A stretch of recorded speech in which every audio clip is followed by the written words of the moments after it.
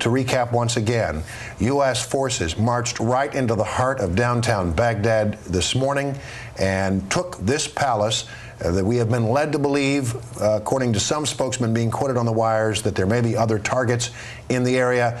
And of course, you're seeing it only on Fox because right in the middle of this whole mess was Greg Kelly. Let's listen to Sky News now and see what they're saying about the situation in downtown Baghdad. And then we saw the A-10s, the tank busters, low growling machines circling very low above us like hornets. And we knew that that meant that there must be something coming towards us, an armored column it turned out to be. And lo and behold, after a lot of noise and a lot of smoke, and the Iraqis setting off a huge reservoir of oil, we saw the first armored columns, the tanks, American tanks, appearing at the presidential complex just a few hundred yards away from where we are on the western bank of the Tigris. There have been a lot of firing, a lot of explosions, but a very bold, a very fast move by the American troops to show they were in control and could reach into the very heart of the city of Baghdad. They've got right up to the bank of the Tigris River, but on this side, still very much the case that the Iraqi government is in control. Nothing has changed. Only a few hundred yards away, there are American tanks, but on this side, the city is still under the control of President Saddam Hussein. We do expect there are other movements afoot. We expect an attack from any point of the compass at the moment. We don't know what's happening. There's smoke everywhere. There's the sound of gunfire everywhere. There's always a danger, I'd have thought, for the American columns in the position where they are, that they could come under a sustained counterattack. But it must be very difficult for the Iraqi defenders because they're so isolated now. They don't have any effective structure, no real command and control. Anything they do will not be a coordinated attack on the Americans because they've been sliced into small pockets by the rapid advance of the armor. Therefore, I suspect the Americans might be here to stay. They suspect a sustained, coordinated counterattack can no longer be launched by the defenders on the west bank. But here on the eastern bank of the Tigris, of course, the infrastructure is still intact. And that must be a worry for the coalition forces. But there is a column of Marines, as far as I understand it, who fought up from Al-Qut and could be coming up the road behind me at any moment. There's no sign of any coalition strike jets above me at the moment. They're being used in close support of ground troops. They're no longer being used here because the American armor and infantry have taken up position along the bank, and they've got enough armor and artillery available to hold off any sustained counterattack on their own. But the jets could well have moved to the southeast of the city to enhance the rapid movement of any Marine column coming up that road behind me. So also I've heard there's another attack being launched in the northwest of the city, again on the western side of the Tigris. So that means that anything could happen in the next few moments, the next hours. Nobody can tell where this battle is going to go, how long it's going to last. If this is indeed the final battle for Baghdad, we don't know. We don't know how much longer the infantry and armored columns just a few hundred yards away from where I'm standing will actually stay there. And so for the civilians and for the journalists here, it's an extraordinary moment. Is the regime about to lose hold on this bank of the Tigris or not? How much longer will the Americans stay? Will their mere presence mean, essentially, that the power here on the east of the Tigris starts to dissolve and starts to crumble? The moment it doesn't. Let me jump in here because once again we've reestablished contact with our Greg Kelly, the embedded correspondent who has been bringing us these pictures from downtown Baghdad. Let's go to Greg Kelly now. I'm told he's on the parade grounds. Greg, what can you tell us? Hey, yes, we're at those parade grounds. You've seen these before. See those kind of garish, the VIP. Recognize those arches, these giant. Well, we are having some difficulty with Greg's signal. Right now, there's not any Iraqi. Go ahead, Greg. It's hit or miss. Do it again. All right, good. Hey, here we go. Right now, no Iraqi vehicles, just American and coalition forces. We got an M1 tank now. We are trying to establish our signal with Greg Kelly, who is on the parade grounds. He has been having one heck of a good morning so far. bringing us live pictures from downtown Baghdad, exclusive pictures seen only on Fox News, while we try to reestablish that signal with Greg Kelly, and we apologize for that. This is a live picture now of Iraq's information minister. How are we seeing these pictures? This is downtown Baghdad now. The Iraq's information minister, it looks like he's going to make a statement. If he does, we'll listen in. This information ministry is not far, not very far at all, from where U.S. troops have taken over a presidential palace. And so they are very anxious to make the case. I am certain that the Iraqi regime has not fallen, that they are still in control of some portions of the city. The Foreign Ministry, the Ministry of Information, the Ministry of Defense, the Ministry of Military Industrialization, the Council of Ministries. Watch this, ladies and gentlemen. This is a picture of Saddam Hussein's statue, of Saddam Hussein on a horse. We have been led to believe that U.S. forces may be about to blow up this statue. We're going to take this full screen and watch it for a while. Amazing. We are listening to pictures from downtown Baghdad, looking at pictures, listening to sound from downtown Baghdad. That statue is not far from where our Greg Kelly is. It is a picture, it is a statue of Saddam Hussein on a horse. And we have been given some guidance that perhaps in the next few minutes, well, it looks like it just got blown up, ladies and gentlemen. That was it. Oh my gosh. Apparently U.S. forces have taken some kind of gun and blown that statue to absolute smithereens. I believe those pictures were, yes, let's go back to the Iraqi information minister. Quite a scene in downtown Baghdad at this hour. U.S. forces in control of the presidential palace. The Iraqis still in control of the Ministry of Information, the Foreign Ministry. Let's go listen in to what the Minister of Information is saying. We have slaughtered about 3/4 of them so far, and there is some remnants of them left. And what is happening now, and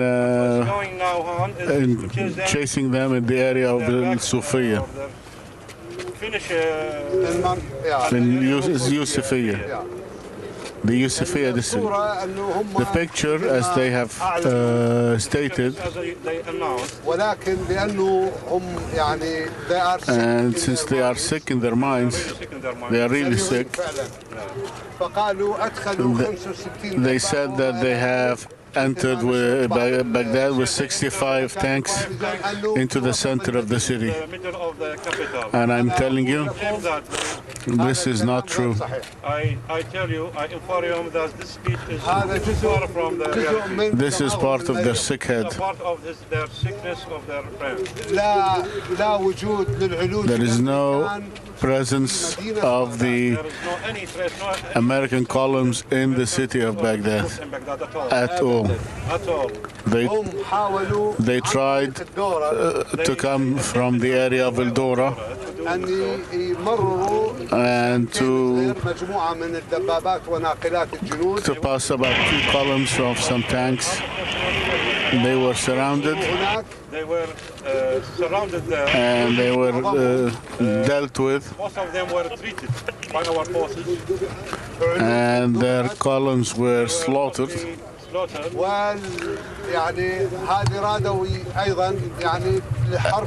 And this is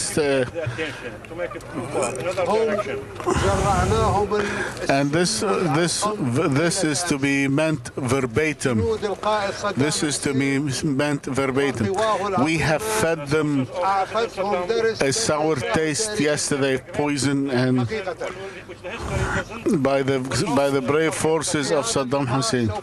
And in this meeting, I will not mention the total number of deaths and the total number of the tanks destroyed. The operations are still ongoing, and I can tell you, and you can record it on me that I have said that, They are beginning to commit suicide at the walls of Baghdad. And I will encourage them to increase the rate of committing suicide. We fed them yesterday hell and death. And onward, I'll keep on giving you information as soon as possible. Those mercenaries, I swear by God. I swear by God. I swear by God another time. The ones that are staying in Washington and London, they have thrown their soldiers into the fire. They threw them in this fire. And as per the statement of Mr. Saddam Hussein, that God will burn their bellies in hell on the hands of the Iraqis. This is an Arabic statement because the killing that they have seen yesterday will give a lesson to those mercenaries and those war criminals that are residing in London and Washington, that their columns are being killed in the hundreds on the walls of Baghdad. The battle was fierce, The battle was so violent. and God has victored his soldiers. God has victored. The Iraqis came out victorious, As I mentioned, the battle and the battle is still ongoing in the main fronts. You were bothered by the bombarded, by the bombs, but you are our guests and our friends. But we were dealing with those columns, and mercenaries. so I reassure you, settle down. Baghdad is safe, solid, and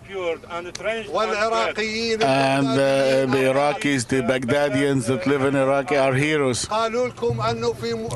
They told you they took Hotel Al-Rashid, and they said that they took the Ministry of Information compound, and I heard one of the reporters confirm that, but regrettably, that's not true. I'm here sitting at the Ministry of Information, and I went to the Rashid Hotel. I commend the soldiers, and I commend the Ba'athist people, and I commend the people coming down from their houses, the civilian coming down from their houses with their machine guns. So please, I beg you, request you. the American depend on this, which I named yesterday as a miserable sty. You just verify what you're hearing. Do not repeat what they're saying. Just verify first before you stay, so that you don't become like them. Unfortunately, otherwise, And I blame Al Jazeera channel because it repeats its marketing to the Americans before it verifies the news, the authenticity of the news. please don't play such role. Find the truth first. Search for the truth. I tell you, and everything I say, I ask you to verify what I'm saying. I told you yesterday that there was been an attack and retreats during at the Saddam airport, and what did the Americans say? They brought their soldiers. They said that their soldiers have occupied the airport, and they photographed them into the reception hall in the airport just to say that this place was used by the President Saddam Hussein. This shows you how simple-minded they are trying to. They changed the subject that this great man, Saddam Hussein, was using this airport or not, if he has been using that bed in the airport or not.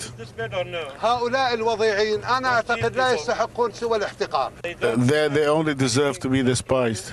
حرب دائرة يعتدون على بلد وعلى شعب وتورطوا مع شعب شجاع ومقاتل. ونظام سياسي وطني They have invaded a country. They're dealing with a legitimate regime. يخدعوني يصورون احنا ننخدع راحوا على قاعة الشرف الكبرى. They went to the honorary. الانتباه من علوجهم المذبوحة على الأرض. So that they went to the honorary rooms in the airport so that they can cover up for the bodies of the soldiers killed in the. So how do you see how cheap they are? So this can show you how cheap they are. Instead of they take care of the misery of their soldiers, they show on TV a reception hall. Is the dignity of people is it represented by reception halls? Well,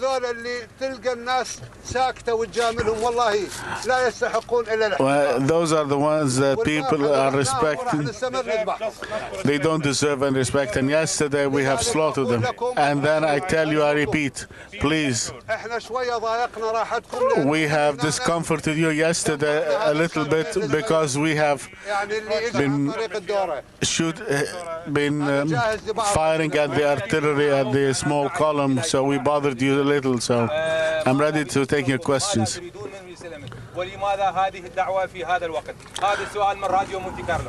This is Monte Carlo.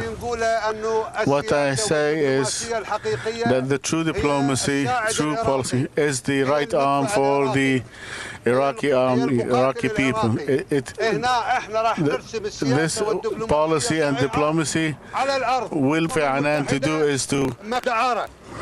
لن تستحق إلا أن تكون مكان للدعارة إذا بقيت تحت أقدام الأمريكان. Kofi Annan needs to condemn the aggression because otherwise the United Nations will become to be a place of prostitution. Going on less than half a mile away. Heavy machine gunfire, mortars. هناك معركة تشتعل على بضعة كيلومترات من هنا، ولقد قال بعض الصحفيين أن العديد من الأمريكيين منتشرون بدباباتهم في في ساحة المعركة.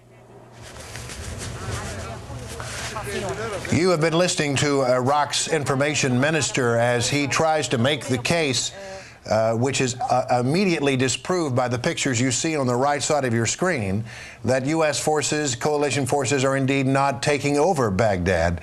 On the right-hand side of your screen, you are looking at pictures that are coming to you live exclusively on Fox News from our embedded correspondent, Greg Kelly, who is there on the scene with microphone in hand. Greg, can you hear me? I can, Brian. Guess where we are? The National Parade Grounds of Iraq. This is where Saddam Hussein comes to see those elaborate military parades. Situation very much under control. We only see American military vehicles here this time. You know, the Iraqi information minister doesn't seem to think that you guys are winning and that you guys are really here. What do you have to say about that? Oh, he's just across the street from us. We'll go over and talk to him. Are you planning on paying him a visit? Yeah, sure. Literally, we're parked right outside of the Ministry of Information's headquarters. We've got the Rashid Hotel surrounded out there. They can look out their window. They can see us. We're sitting right outside of the Tomb of the Unknown Soldiers. Here is the grand what do we call this place? The reviewing stands. We're in front of the zoo. We've got I don't know. Look out the windows. You can tell we're in downtown Baghdad. And we also have some souvenirs here right now. I don't know if we're allowed to take them or not, but the Saddam Hussein statue that hangs kind of overlooking this area was destroyed just a couple of minutes ago by, I think, one of your tanks? No, by one of Rick's tanks. One of mine. Rick, what was that? Whoa. That was one of us. That's artillery. All right, that's us, so you got stuff a lot. They're still securing the reviewing stand, and I think we're pretty safe with our helmets on and our flak jackets. All right, he's already caught him a couple prisoners, so we're good to go. All right. How much of today is symbolic and how much of it is real tactical control that we're gaining for either one of you, Flip or Rick? So, today is symbolic in the sense that we already had it. So the victory was won a long time ago. Now today, we're just securing, and it's a symbol of the victory. The victory was secured. There was no doubt about it. About 5 days ago, his regime was done. He was just continuing his propaganda. Today, we just ended his propaganda campaign because he can continue to put his lies on TV, but we're showing the American public where we are.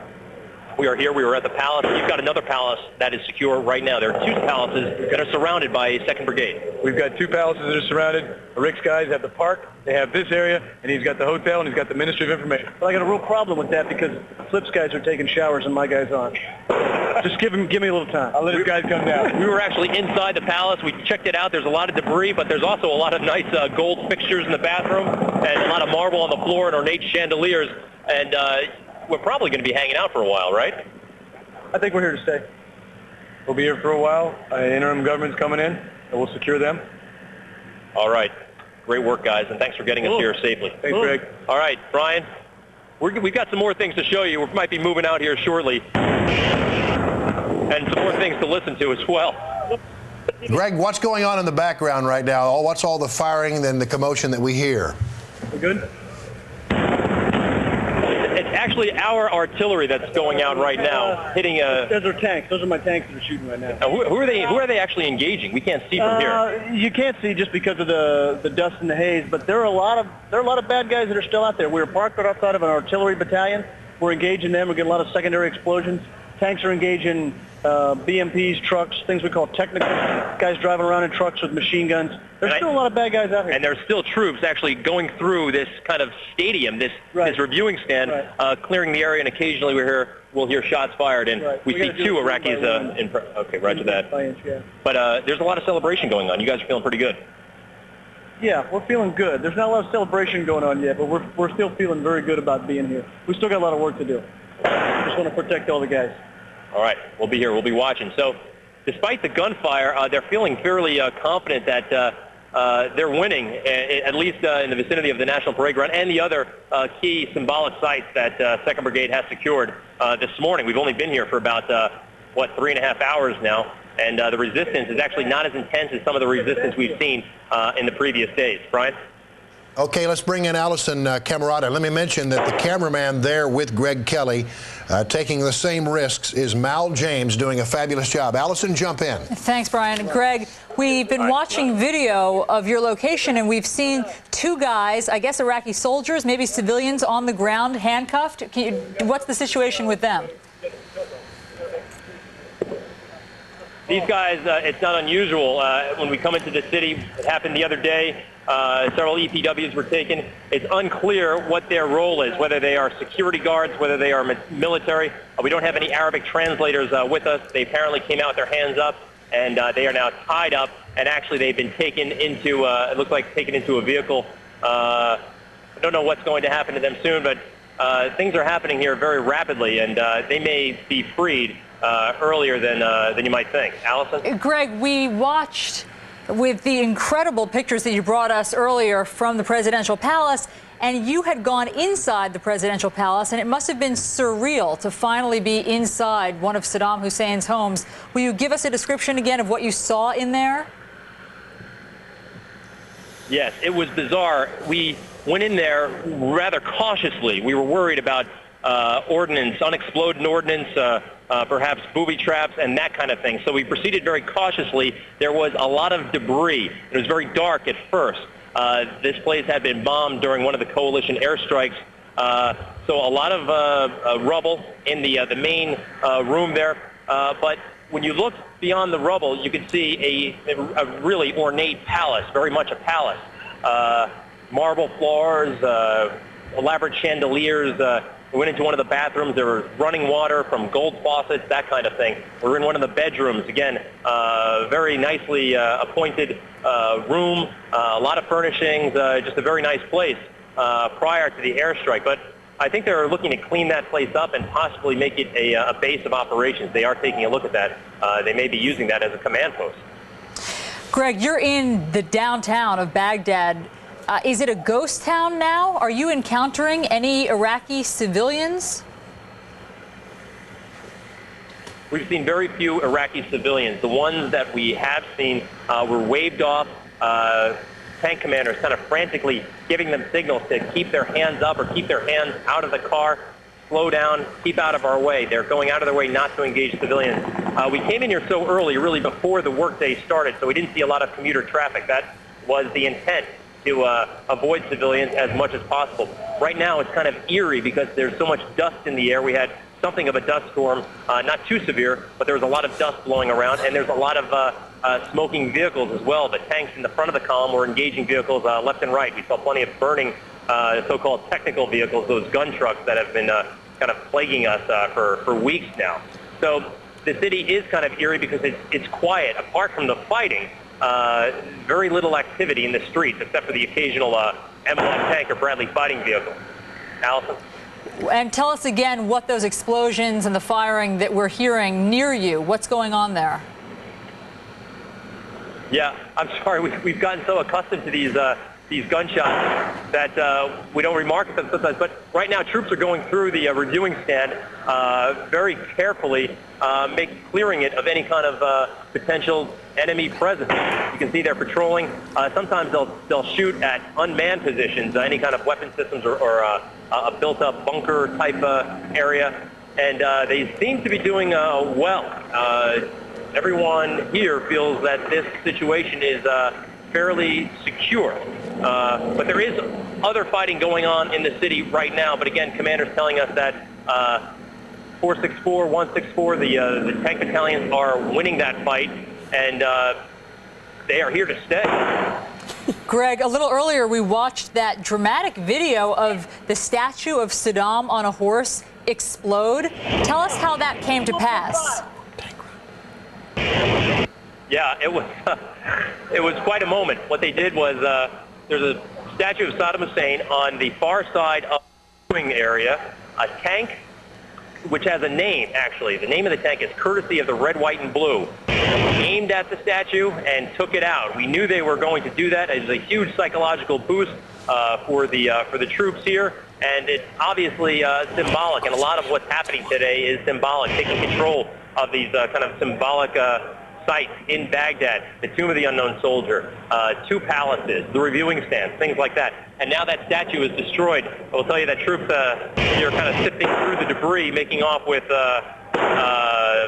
maybe the hoof of the horse or Saddam Hussein's pistol. It was Saddam Hussein riding on a horse, but now it's in smithereens, and a lot of troops taking home pieces of that statue with them. Allison? Greg, stand by for a second. Colonel David Hunt is here with me. He wants to ask you a question. Hey, Greg, three things. One, great job, you and your cameraman. It's amazing footage. That's just a super job. Two, why don't you take a walk over and talk to Baghdad Bob and see if he wants to admit that, or bring a tank with you and introduce Baghdad Bob to the great tank guys. Number three, are you going to get out of the Marine Reserves now and join the Army? Well, okay. I'm still in the Marine Corps, though. As much as the Army seems to want me, I'm going to be a Marine for a while longer. You mentioned Baghdad Bob. Actually, Lieutenant Colonel Rick Schwartz, the CO of 164 Tank Battalion, said he was planning on going over there. They were very curious to find out where he was speaking from. As a matter of fact, commanders here listened to every word of that press conference on cell phones because they want to know what he's saying, if there's any kind of indication of a surrender, and they want to know where he's saying it from because they very much want to talk to this gentleman. And thanks for mentioning Mal James. He is tremendous. Set up our video phone. He's been taking extraordinary risks to get these pictures, and it looks like he did everything he could have been expected to do. It's just unbelievable what he pulled off here. Greg, it's Brian Wilson in Washington. I was struck by what your commander there said, that as far as he's concerned, they are there to stay. And do you see them now starting to set up the things they need to set up to stay in that position for a while longer? I'll say this, they're having the conversations that they have when it's time to set something up. They're not setting up a tactical post here. They may. As a matter of fact, I'm probably not supposed to go into that, but there are discussions about the things that have to be talked about, before these permanent operations are set up. Things seem to be in the works. And Greg, I'm just astonished that you're standing there in the middle of the parade grounds, having been at the palace earlier, and these shots are going off. What are the shots? What are they shooting at? I can't see what they're shooting at, but they are kind of going through these parade grounds, which are generally under military control, and kind of sanitizing the area, making sure that there's no enemy out there. Now, I can't tell you, because I'm not there, what they're shooting at. We're hearing the rounds, but they have been told to basically secure the reviewing stand. We've got our flak jackets on. We got our helmets on. We feel relatively safe, believe it or not, even with this small arms fire going off. Basically a routine patrol. They might be firing into areas that they can't see, that kind of thing. But we'll talk to these guys when they get back from their mission. But you're right, yeah, after the palace, now we're at the parade ground. We've got a few more stops today. It's just been extraordinary, and these guys very much think they are sending a huge message just by being here. Brian? The Information Ministry, we are told, and the Foreign Ministry, which are only a couple of blocks from your location, as I understand it, are still said to be firmly in Iraqi control. So I just want to make sure that everybody understands what we're seeing here is a live report from downtown Baghdad, less than a couple of blocks from where Iraqi forces are still located. Greg, do you feel safe there? Well, there's some curiosity about just what that means, Iraqi forces, and where that information minister is speaking from. Is it just a soldier with a microphone and some cameras, or does he have some backup? These guys have been targeting the defenses of Baghdad, and they have now secured some of these more symbolic locations. But I'm pretty sure that is on our itinerary to take a look at the information ministry. I believe some units are already in that vicinity. A lot of people here want to know what the Iraqi information minister is planning to say next. They're hoping to hear more of a kind of a surrender message, but clearly that's not coming yet. Greg Kelly, you are standing in the middle of the parade grounds, and in the background a minute ago, I think I saw those huge cross swords that go across the parade grounds. That's a scene that we have seen over the years many, many times as Saddam Hussein stands by and watches the troops go by. That's a huge symbolic, look at there. The United States flag on the back of an armored tank. United right States there. flag, Brian. Yeah, and you know what? There was some talk about putting one of these flags up at the palace. Commanders overruled the decision. They don't want to put the American flag over any of the buildings. They say this is still Iraqi territory, and the regime will be overturned, and a new regime will be put in place, but these American flags will not fly on Iraqi buildings. But you can see these guys are still very, very proud and very happy to be here, but there is a lot of work to do. Yeah, again, the point is not to take over the country, but to liberate the country. To put the American flag over the presidential palace would send the wrong message. Greg Kelly, just give me the rundown of what's going on around you. We want to stay with you as long as we possibly can. Okay, well, right now we are still here at the VIP grounds of this National Parade Center. Situation fairly secure, even though there is a lot of firing. We heard from Lieutenant Colonel Sports there are still a lot of bad guys in this vicinity. That's friendly artillery, our artillery going out, possibly hitting mortar positions. Try to get more information for you on that. The small arms fire you hear is these troops who are kind of securing the review stand where Saddam Hussein reviews those military formations. They're up there making sure that this whole building is clear of any enemy presence. 2 Iraqi militia or possibly Republican Guard have been captured. They are in custody. Not sure what's going to happen to them next. And again, despite the gunfire, I'm looking around and soldiers are kind of standing around. The weapons are still being manned, but there is a feeling of relative security here, even with all the gunfire. Brian? All right, Allison Camerata is standing by in New York. Jump in here, Allison. Thanks, Brian. Greg, will you just recap for us how you got into the center of Baghdad today and how much resistance you met, if any? Sure thing. You know, it was 2 days ago that we made that first run into Baghdad. Heavy resistance, a lot of Republican Guard, a lot of paramilitary forces coming at the convoy. Today, it seemed somewhat lighter, not quite as strong as far as resistance. There were some RPGs, there were some small arms fire, but not as much as we saw the other day.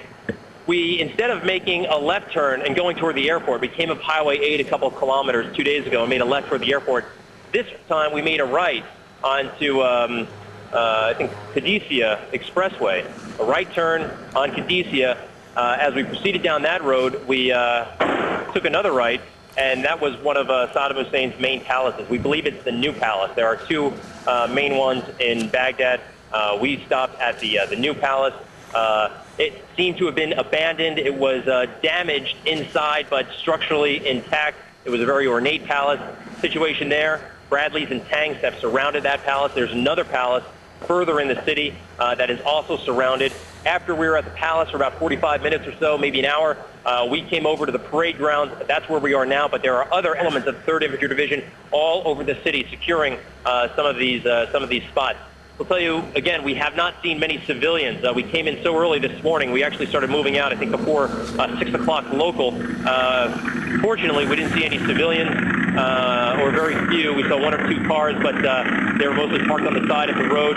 The drivers keeping inside, some with their hands up on their head, some with their hands actually on the roof. But not too much civilian activity. Everyone kind of keeping off the streets as we've gotten here. And now we're going to probably move out shortly, and hopefully we'll be able to come to you live from where we're going. Allison? And Greg, on your journey today into the center of the city, was your commander surprised that there was not more Republican Guard troops, or was that what he expected? Some are surprised, some not so surprised. I think there's a little bit of relief that there wasn't more resistance. You know, you come as far as we are into the city, there's always, they said there's the potential for millions of people to storm out of their buildings and come at us. They didn't really think that was going to happen, but there was that possibility. There was that worry. So they are pleased with what they've seen so far. I wouldn't say surprised at the level of resistance, because there were reports that so many people retreated after the fighting 2 days ago. Reports of convoys leaving the city, Republican Guard troops taking off their uniforms, throwing them on the side of the road, and actually kind of abandoning their military responsibility. So not too much surprise about the resistance level that we saw today. Allison? Greg, I know you're going to be on the move any minute now, and I don't know how much you can disclose to us, but are there more sites you're going to secure today? Well, I can tell you about what's been secured so far. Here, the National Parade Grounds, also the Tomb of the Unknown Soldier, as well as 2 palaces. There is activity near the Al Rashid Hotel and the Ministry of Information. And with that, Allison, I think it's time to go. Bye. Okay, Greg, great work, great pictures. Thanks for bringing it all to us. We'll talk to you as soon as we can. Wow. Well, he gave us a lot of information, Colonel Hunt. You know, in just the space of an hour, we saw him travel into the presidential palace in downtown. He went inside. He told us what he saw in there: incredible ornate fixtures and, you know, marble floors and wall coverings. So they secured the presidential palace. Then suddenly, Greg Kelly popped back up on the video phone, and suddenly they were at the parade route, and they blew up that statue of Saddam on horseback. All of this going on while right across the river, the information minister came on, and, you know, he deserves an Academy Award, because with a straight face, he delivered the news that the Americans have been slaughtered, I believe was his word, that there are no tanks in the city proper, and that the Americans, I believe he said, are committing suicide at the city gates. So, I mean, this has been quite a remarkable 2 hours and everything that's developed here. You want to give me your thoughts? Yeah, it's staggering to me from a military standpoint. I've never in my life been part of that kind of history. I mean, that's what's overwhelming. I mean, these guys have traveled 500, 600 miles, continuous combat for this kind of, and all are elated. You could see the relief on some of these guys. They were giddy almost, with still trying to be soldiers, but talking about taking showers in the palace, talking about going to visit Baghdad Bob across the street. It's amazing to watch at the end. It's a relief on their part. Mm-hmm. What you just saw happen, though, is very fast-moving M1s and Bradleys going to the next spot. My bet is they found out what the information minister is. We're not going to do this anymore. They're not. My bet the next step is, we'll not let this guy do this. We're going to not going to be taking palaces and have Baghdad Bob saying, we're going to push you in the swamp and the Americans are lying. We were surrounded the Rashid Hotel. Well, we knew where he was. Right. I think we do. Yeah, and I think we're about to pay a visit. But when they start knocking down symbols like Saddam on his horse, huge, statue, and taking the palaces and considering using the palace as a command center. We're sending symbol after symbol after symbol to the Iraqi people and to the rest of the world that this coalition is doing exactly what we said we're going to do. It's a remarkable making of history, and we're so very proud of the guys. It's amazingly well done. And quickly, it's your impression that they're here to stay. They're there to stay now. Yeah, I've heard him say that. That's amazing. It's kind of like you don't want to give it up. You've got a good spot, don't want to give it up. But again, this is a city as big, almost as big as Los Angeles. So if they're doing that, they must have intelligence that tells us it's safe to do that. Okay, let's go back down to Washington, D.C. and Brian Wilson. Allison, I want to just make one point, and that is that when Greg Kelly said he had to leave, just before he had to leave in a very hurried way, he indicated there were other stops along the route today. And if I can, just for a moment, let me turn to Tim Trevan, who is here in studio with me. A lot of things around there they might want to stop by just a block or two away. Certainly, the Rashid Hotel, it's possibly one site where Sahaf was. The Ministry of Information and the Ministry of Foreign Affairs are all right there in the neighborhood. Now, we saw the Iraqi information minister, this Baghdad Bob is what he's been named, speaking from the Al Sahaf. How far away is that from the location where Greg Kelly was? Oh, sorry, his name is Al Sahaf. I'm sorry. I think that he was probably speaking from the Rashid Hotel. He's on the Palestine Hotel in Baghdad. Oh, the Palestine. He's across the river, which is probably a kilometer or two from that location. So he's a good distance away. He's a good distance away and a bridge away, at least. All right. Mike Emanuel is standing by, I'm told, at the Pentagon. Let's check in with him. Mike, some amazing images tonight from the center of Baghdad. What's the reaction at the Pentagon? Well, Brian, I can tell you the Pentagon officials at this hour have been glued to their sets like we have, watching the live pictures coming from Greg Kelly and Mal James from the center of Baghdad. They are calling this a show of force, basically a demonstration to the Iraqi people of the will of U.S. forces, U.S. and coalition forces, to end the Saddam Hussein regime. They say this is sending a clear message to the Iraqi people that this regime is finished. By going to symbolic targets like presidential palaces, blowing up the Saddam Hussein statue, and also securing the parade grounds. That sends a very clear message, hitting very symbolic targets. The fact that the U.S. forces are doing this in broad daylight, Pentagon officials shows that we are dominant on the battlefield, that it is not necessary for U.S. and coalition forces to go in under the cover of darkness to do this. And so clearly they are trying to send a very clear message to the Iraqi people that they don't have to live in fear of Saddam Hussein much longer, and that the U.S. and the coalition forces are here to stay. Brian? All right. Thank you very much, Mike Emanuel, reporting from the Pentagon tonight. Just to recap what we've been doing now in the last few hours, we've had some tremendous pictures from our Greg Kelly, who is with the Army's 3rd Infantry Division, as they drove tanks from the airport west of the city directly into the center of the city. The first stop was what you see on the right hand of your screen. That's the Presidential Palace. On the left hand of your screen is the second place he stopped. This is the parade grounds, not far from that location, and not far from really most of the key government buildings in downtown Baghdad. As you heard our Mike Emanuel report, an indication that U.S. forces can pretty much go where they want to go, do what they want to do anytime that they want to do it.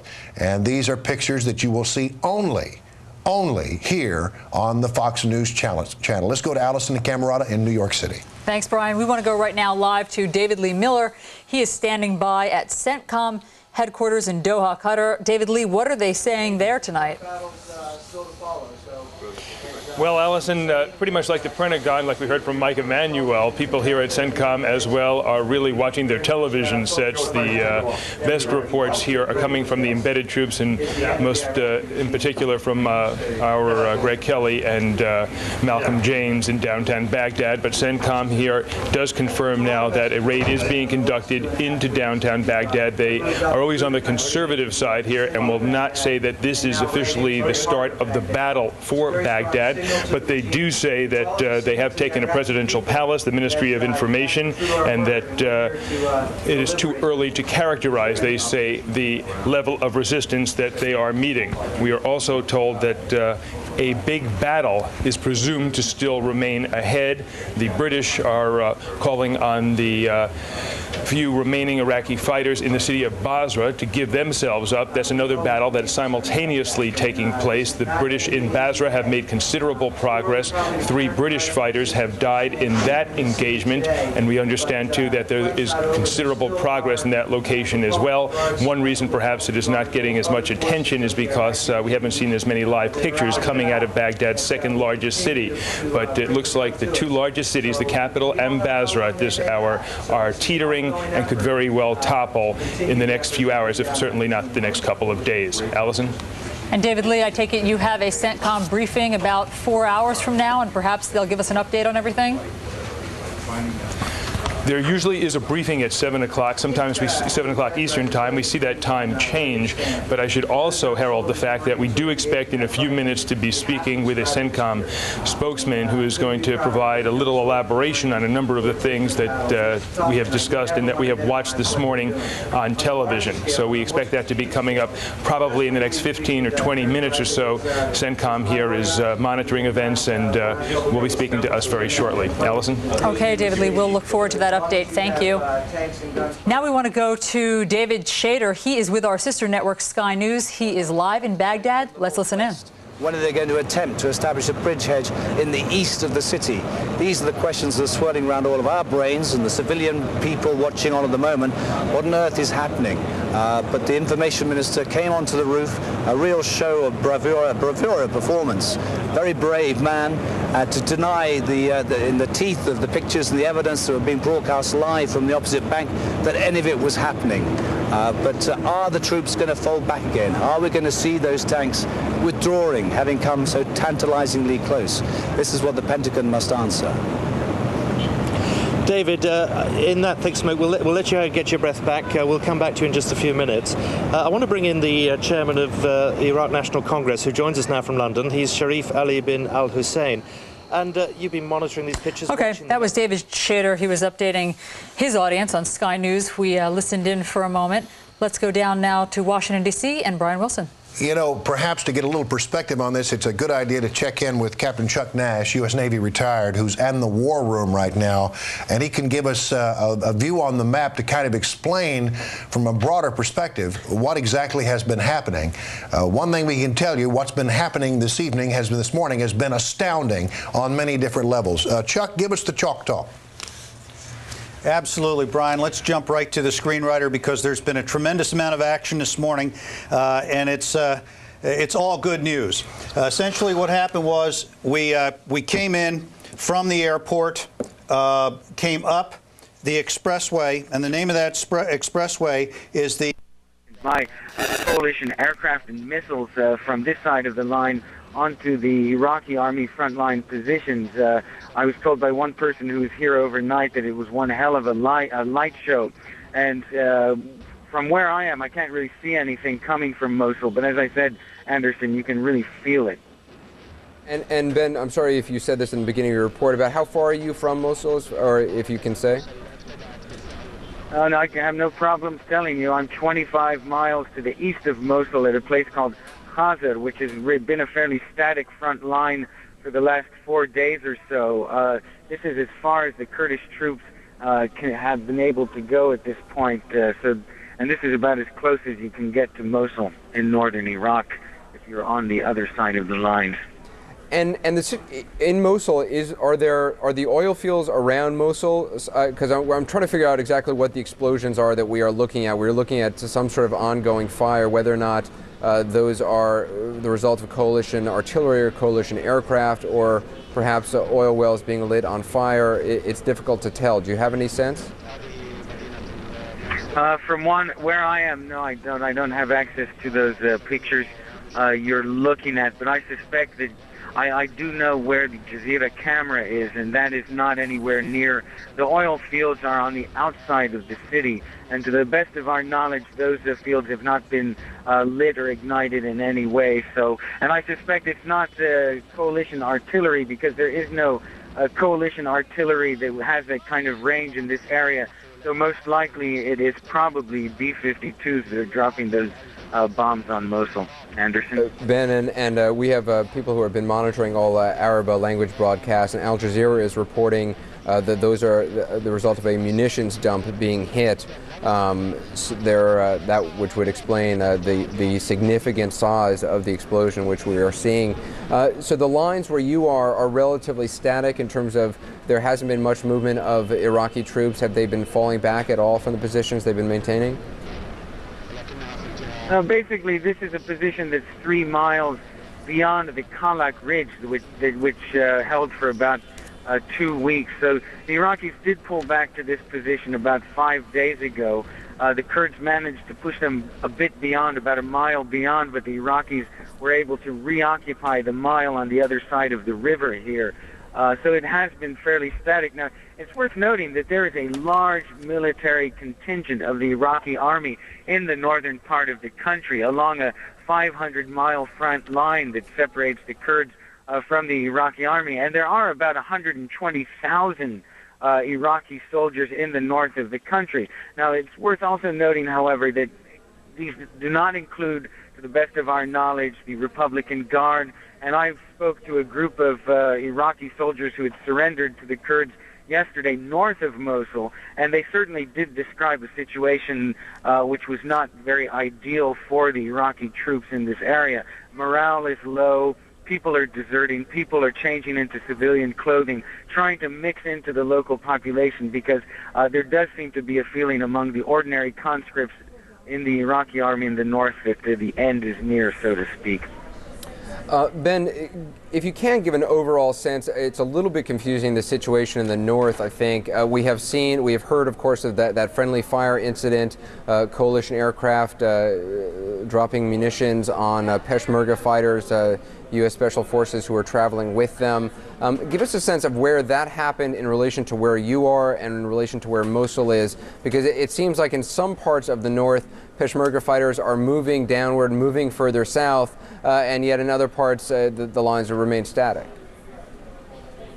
Well, almost across the line that separates the Kurds and the Iraqis have been falling back. Now, the friendly fire incident you referred to is to the southeast of where I am. It's about 70 kilometers, which is about 45 miles to the southeast of Mosul. And according to our understanding of that situation is that that was an area where the Kurds had moved ahead. And because the lines are very fluid, sometimes the Kurds move forward. In the evening, they oftentimes move back. So clearly there's the communication between the Kurds and the coalition aircraft is not always ideal. Now, where I am, for instance, I'm looking at a group of American spotters, the men who direct those airstrikes. So this particular segment of the front hopefully will not be victim of any of these friendly fire incidents. But it is a very fluid front line, and it's worth noting that the Kurds don't have heavy equipment. They don't have tanks. They don't have armored personnel carriers. They have some artillery, but not very long range. So what they do is they take advantage of the vacuums created by withdrawing Iraqi forces. They fill them in, and they hope that the U.S. air power will allow them to maintain their positions. But in the absence of air power, of American air support, they really are, in a sense, not very capable of holding their positions. What we've seen, and certainly in where I am, is that when there is not U.S. aircraft flying overhead, the Iraqis have a tendency to lob artillery shells at the Kurdish positions. So, like I said, in the absence of really constant U.S. air support, the Kurds aren't really capable of holding any ground they take. Anderson? Ben, this is a morning of fast-moving events. Just want you to hold on 1 second. We've just received a report. The Associated Press is reporting that, according to British officers, the body of Chemical Ali has been found. Chemical Ali, of course, Ali Hassan al-Majid, Saddam Hussein's cousin. You're seeing a graphic right there. The man put in charge of southern Iraq during this operation. The man accused of gassing Kurdish villages, therefore nicknamed Chemical Ali. There had been hints that this might be the case, that his body might be identified earlier. We were reporting, British officials were saying they had hit his house in Basra, the southeastern city of Basra, where he was said to have been commanding forces from. It was believed he was in the house at the time. His bodyguard had been identified earlier, as well as a number of other forces who were in the house at the time. But now confirmation coming from British officers, according to the Associated Press, who say that in fact his body has been found. Chemical Ali is dead. Ben Wiedemann now standing by in northern Iraq. And Ben, just so you know, we're also bringing in J. Kelly McCann, CNN security analyst, who is with me here at CNN headquarters in Atlanta. So Ben, it might be some questions coming from me, maybe from Kelly as well. Kelly, as you look at those pictures in northern Iraq, that enormous explosion that, according to Al Jazeera, is a munitions dump, what goes through your mind? A lot of things. You know, two places on the battle space that has not been really talked about a lot is Kirkuk, of course, which we know is the oil separation plant, and then again the seat of power of the Tikriti clan, Tikrit. There hasn't been a lot of mention there, and we know that there are a significant amount of American troops there, and that sooner or later someone is going to either move northward up into those areas or southward. You know, the 173rd has not yet been in combat, so it's interesting to note that they are striking the ammo dumps and possibly to totally dislocate and make resupply impossible for the forces there. Ben, do you have any sense of what kind of forces are in Mosul, are in Tikrit, are in Kirkuk at this point? I mean, obviously, you know, we'd heard a lot about the Republican Guard units in Tikrit, you know, the ancestral homeland of Saddam Hussein. Then we heard reports those units had moved south to try to bolster some of the southern Iraqi Republican Guard units. Is there a general sense on the ground where you are now among the Kurdish Peshmerga fighters of how tough the resistance is going to be in these cities?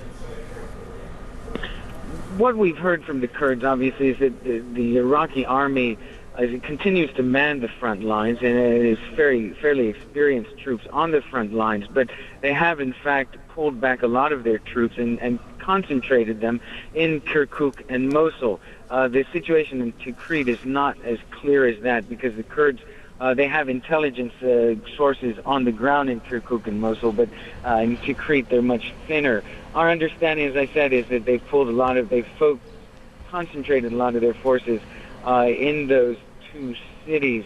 Wait, I'm sorry. Republican Guard, Ben, I'm sorry to interrupt you. We've just got to put up a new live picture. I just want to explain to the viewers what it is, so just hold that thought for 1 second. You were looking at a live picture of Incirlik Air Base in Turkey. Bombers coming in, landing, presumably after conducting missions, presumably over somewhere over Iraq. So that is the image that our viewers are seeing. I'm sorry, Ben, to interrupt. Please continue. Yes, so our understanding is that there are normally 3 divisions of the Republican Guard based in along the northern front. Those divisions have been pulled back for the defense of Tikrit, for the defense of Baghdad. Now, one reason why we can expect, if it comes to it, some fairly harsh fighting around the city of Mosul, for example, is that Mosul has a large Arab Sunni majority. Now, Mosul was one of the 4 provinces during the 1991 uprising following the Gulf War that remained loyal to Saddam Hussein. And it's a very tribal area. Traditionally, they have a lot of solidarity with the Arab Sunni regime in Baghdad. And therefore, there is an expectation that there will be some stiff resistance in that area if it comes to that. In Tikrit, the situation is a little less clear. You do have Kurds I'm referring to Kirkuk, that oil-rich city in the eastern part of northern Iraq. That has a Kurdish population that is sympathetic to the Kurdish militias here in the north. There's a Turkoman population that isn't particularly fond of the regime in Baghdad. And they, in the past, have been something of a thorn in the side of the Iraqi government. There's also a good deal of bitterness in that area because Saddam Hussein has carried out a program called Arabization, which involved the expulsion of Kurds and Turkomans and Assyrians and other minorities from areas like Kirkuk, and their replacement with Arab Sunni, or rather Arab Shiites from the southern part of the country. Now, we've seen a gradual exodus of Arabs from the north of the country in the areas adjacent to the line that separates the Kurdish-ruled areas and those ruled by Saddam Hussein. We've seen a gradual exodus toward the south as these people basically are afraid that when the Kurds take over, there will be reprisals. And I saw that, for instance, yesterday in a large town that was taken by the Kurds north of Mosul. The Arabs are afraid. They're afraid of some reprisal, some serious bloodshed in the event that the Kurds do take over. But until now, we haven't seen that because most of the Arabs have fled.